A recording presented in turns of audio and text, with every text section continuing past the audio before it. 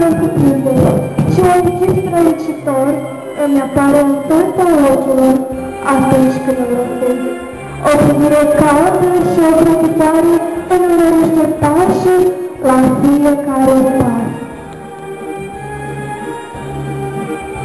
Mama, cel din cuvânt, cel mai dulce zâmbet, cel mai sincer suflet, cel din urmă vis.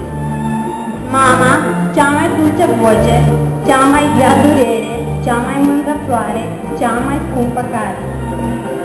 Mama, lacrimă târzie, veșnică icoană, înger de înălțare, candela aprinsă. Mama, candela vieții, care nu se stinge, care luminează și pe veci veghează. Bună seara, stimate doamne, domnișoare și nestimați domni!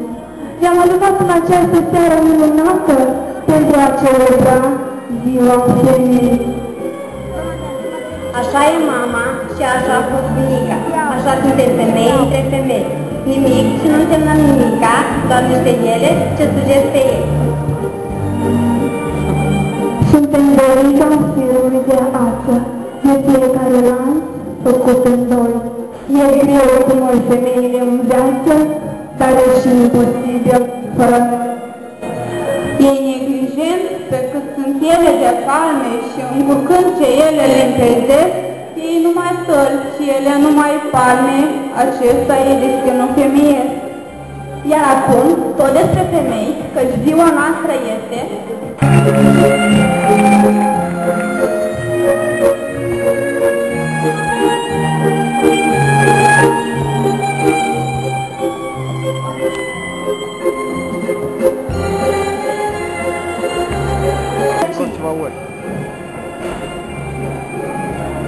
Dar, fetelor, am uitat de principalul judecător. Care e judecător?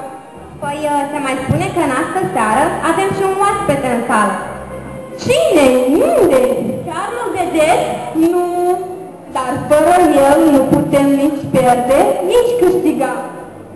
Uite, jurul stă la masă, ascultând cu luarea minte, ce o să spunem despre dânsul, noi acum în 3 cuvinte. O, jur înțelepciunea minții mele, primește modestul nostru salut din partea frumoaselor domnișoare. Stimat Juliu, stai și ascultă, mărțișoarele vă salută.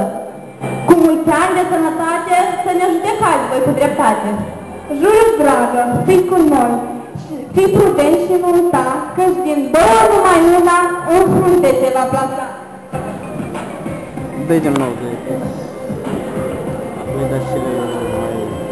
Noi salutăm afinisat, mămicile le-am felicitat. De jurul n-am uitat, iar echitatea sare, mult succes în continuare. Iar din partea noastră, un fir al mărțișor vine un dar special pentru jurul.